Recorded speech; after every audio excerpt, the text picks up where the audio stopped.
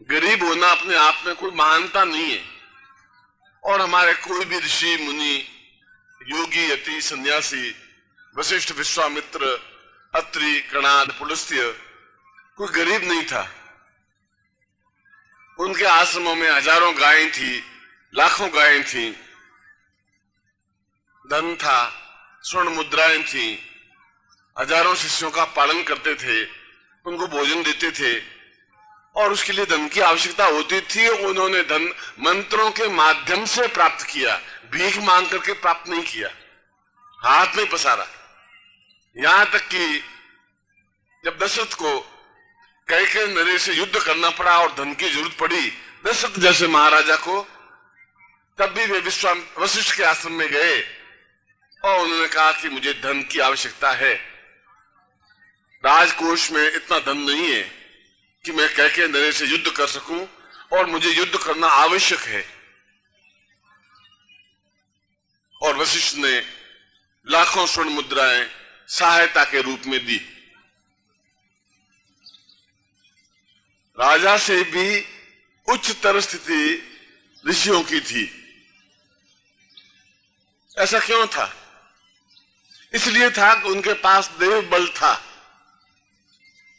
वे प्रजा से धन वसूल करते थे राजा लोग, मगर वे देवताओं से धन प्राप्त करते थे, मंत्रों के माध्यम से धन प्राप्त करते थे।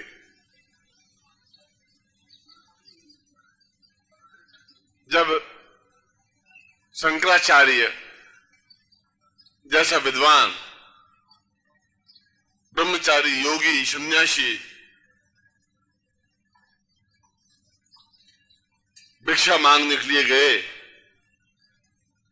और उनका नियम था कि एक घर में जाऊंगा दिन भर में और उस एक घर से जितना भी भिक्षा मिल जाएगी, मुट्ठी भर आटा मिलेगा, चाहे 1 किलो आटा मिलेगा, चाहे 2 किलो आटा मिलेगा, जो कुछ भी मिलेगा, जितना मिलेगा उसी से उस दिन का भरण पोषण करूंगा, दूसरे घर में भिक्षा मांगने के लिए नहीं जाऊंगा। वे एक ब्राह्मणी के घर में गए। एक विधवा ब्राह्मणी थी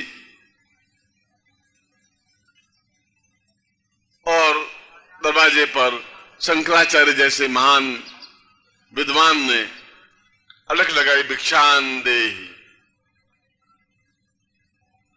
आंगन में शंकराचार्य खड़े और ब्राह्मणी बहुत सकुचाई, बहुत उदास, बहुत दुखी, बहुत विवल। उसने कहा, शंकराचार्य जैसा योगी मेरे दरवाजे पर आया है भिक्षा प्राप्त करने के लिए, और मेरे घर में तो मुट्ठी भर आटा भी नहीं है, पहनने के लिए जो साड़ी है वो एक ही साड़ी है और वो भी साल भर पुरानी घिस गई है, एक पैसा नहीं है घर में, मैं क्या दूं, कैसे दूं? और आए हुए अतिथि को, योगी को, सन्यासी को, ब्राह्मण को खाली हाथ कैसे लौटाऊं? ये तो मेरे आर्य परंपरा के विरुद्ध है। परंपरा के विरुद्ध है, मैं दूं भी कैसे जब है ही नहीं मेरे पास। शंकराचार्य 2 क्षण, 3 क्षण, 5 मिनट खड़े रहे। ब्राह्मणी घर में गई, पूरे घर को छान मारा, कहीं से कुछ भी ऐसा नहीं मिला जिससे कि वह शंकराचार्य को भिक्षा दे सके। एक आले में एक सूखा आंवला पड़ा था। आंवला एक फल होता है जो बाजार में मिलता है, वैद्य की दुकान पर मिलता है। एक आंवला पड़ा था, वह डगमगाई कदमों से वो हाथ में आंवला लेकर के उस फटी हुई साड़ी से किसी प्रकार से तन ढकती हुई एक 65-70 साल की वृद्धा डगमगाती हुए कदमों से आकर के उसके भिक्षा पात्र में आंवला डाल दिया।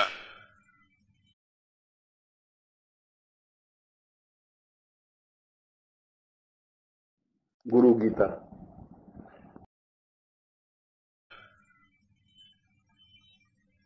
और हिचकिचाकर रोने लगी, आंखों से आंसू की धार बह निकली।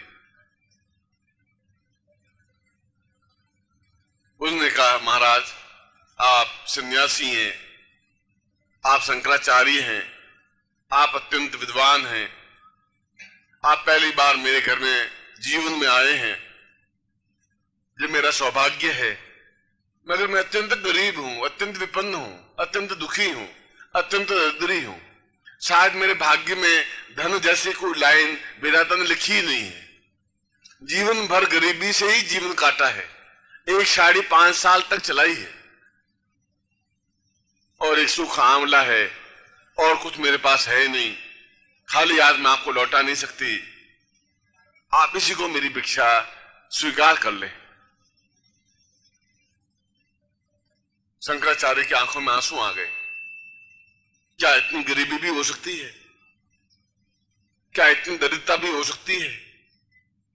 और यदि विधाता ने यदि इसके ललाट पर, इसके भाग्य में गरीबी की रेखा खींच दी है, तो फिर मैं सन्यासी क्यों हूं? मैं फिर मेरे पास मंत्र क्यों है? क्यों मैं उस लकीर को नहीं मिटा सकता? मुझे लकीर को मिटाना चाहिए और इसके जीवन में संपन्नता लानी चाहिए। क्या जीवन भर दरिद्री बनी रहेगी ये?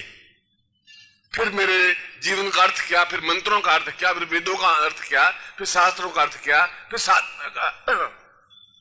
फिर साधना का मतलब क्या? जो भाग्य में गलत योग लिखा हुआ है, चाहे दरिद्रता है, चाहे रोग है, चाहे अकाल है, चाहे मृत्यु है, चाहे अभय भय है, चाहे कष्ट है, चाहे पीड़ा है, चाहे बाधा है, विधाता ने लिख दिया आपके और प्रत्येक व्यक्ति के भाग्य में। वह भाग्य लेकर के आप पैदा हुए, बड़े हुए। क्या कोई युक्ति नहीं है? क्या उसी को भोगना ही है? फिर भोगना ही है तो आपको यहां एकत्र होने की जरूरत भी नहीं है, मेरी जरूरत भी नहीं है, फिर शंकराचार्य की भी जरूरत नहीं थी, फिर मंत्रों की भी जरूरत भी नहीं थी। जो भोगना है तो फिर भोगना ही है। फिर ये सब प्रयत्न, ये सब मंत्र क्यों है? फिर क्यों करें हम? फायदा भी क्या इससे? जब जीवन दुख लिखा है तो दुख भोगना ही है, जब गरीबी लिखी है तो गरीबी भोगनी ही है। और वहीं पर शंकराचार्य ने आंगन में खड़े खड़े ही एक स्तोत्र रचना की। उस स्तोत्र का नाम है कनकधारा स्तोत्र। आप में से कई लोगों ने पढ़ा होगा, देखा होगा, और मंत्र तंत्र यंत्र पत्रिका में हमने पूरा प्रकाशित किया है। और खड़े खड़े ही उन्होंने उस कनकधारा स्तोत्र की रचना की। और जो ही वह कनकधारा स्तोत्र पूरा पढ़ा और त्यों ही स्वर्ण की वर्षा प्रारंभ हुई उस आंगन में।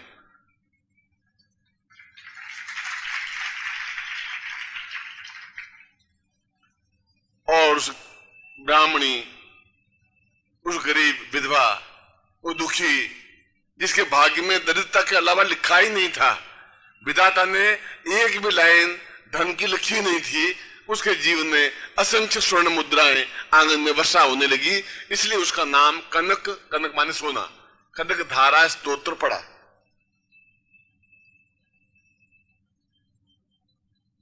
यह तो शंकर भाष्य में लिखा हुआ है, यह तो मेरी कही हुई कहानी नहीं है, यह हमारे पूर्वजों की गाथा है।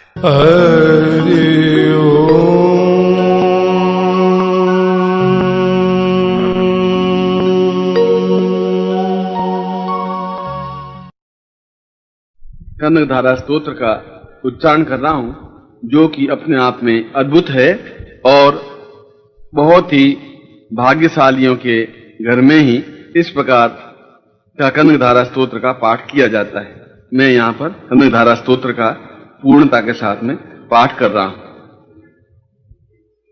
अंगम हरे पुलक भूषण माश्रयन्ती भृंगांगनैव मुकुलाभरणं तमालम् अंगीकृताखिल विभूतिरपांगलीलाम मांगल्यदास्तु मम मंगल देवतायाम मुग्धा विदर्दति विददे वदने मुरारे प्रेमत्र प्रणीतानि गरागतानि माला दशोर्मधुकरी महोत्पलेया सा मे श्रियं दिस्तु सागर संभवाया विश्वामरेन्द्र पद विभ्रम दान दक्ष मानंद हेतुरधिकम मुरविद्विषोऽपि ईशन्निशि तत्मयी क्षणमीक्षणार्ध मिंदी बरोदर सहोदर मिंदिरायाम आमीरताक्षम निगम्य मुदा मुकुंद मानद कंदम निमेश मनंग तंत्रम आके करस्थित निकपक्षु नेत्रम भूति भवेन मम भुजंग सयांगनाया बाह्यंतरे मृजितस्थित कौस्तुभेया हारावली भर नीलमयी विभाति काम प्रदा भगवतोऽपि कटाक्षमाला कल्याण मा वहतु मे कमलालयाया कालाम्बुदा विरलितो रसिकैट भारे धाराधरे स्फूर्तिया तडितंगनैव मातु समस्त जगतां महनीय मूर्तिर् भद्राणि मे दिशतु भार्गव नंदनाया प्राप्तं पदं प्रथमतः किल यत् प्रभावान् मांगल्य भाजि मधुमाथिनि मद्मथेव मय्यापतित तदीयमन् धर्मीक्षणार्थं मंदार संच मकरान्लय कन्यकाया रद्यादयान्पनो द्रविणाम्बुधारा मस्मिन्न किंचन विजंगशिशो विषण्णे दुष्कर्म घर्म मपनियज्याय दूरम नारायण प्रणयिनी नयनाम्बुवाह इष्टाविशिष्ट मतयोपि दया दयार्द्रश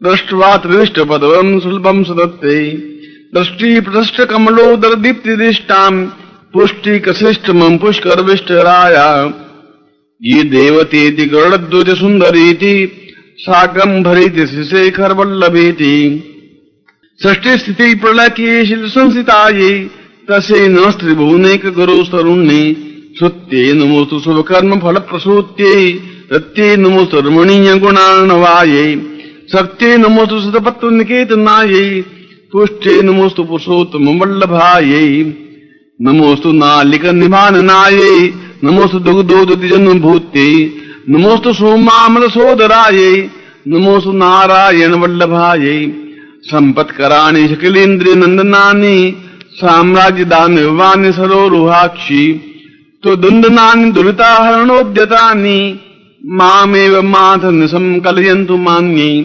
यत्कटाक्ष समुपासना विधि सेवकस्य सकलार्थ संपदा संत नीति स्वचनांग मानुस्ते स्वाम मुरारी हृदयेश्वरी भजे सरसिज नले सरोज हस्ते धवल तमाम सुख गंध माल्य शोभे भगवती हरिवल्लभे मनोज्ञे त्रिभुवन भूति करी प्रसिद्ध मह्यम दिग्दस्त वै कनक कुंभ मुखावशिष्ट स्वर्वाहिनी विमल चारु जल प्लुतांगम प्रातर्नमामि जगतां जननीमशेष लोकादिनाथ गृहिणी ममताब्दि पुत्रम कमले कमलाक्ष वल्लभे त्वं करुणापूर्ततांगिरसांगे अवलोके मां किंचना नाम प्रथमं पात्रं कर्तृमं दायाम स्तुवन्तु ये स्तुति वीरभूमि रन्वहं त्रयीमयी त्रिभुवन मातरं रमां गुणाधिका गुरुतर भाग्य भाविनो भवन्तु ते भूय बुध भाविताशया।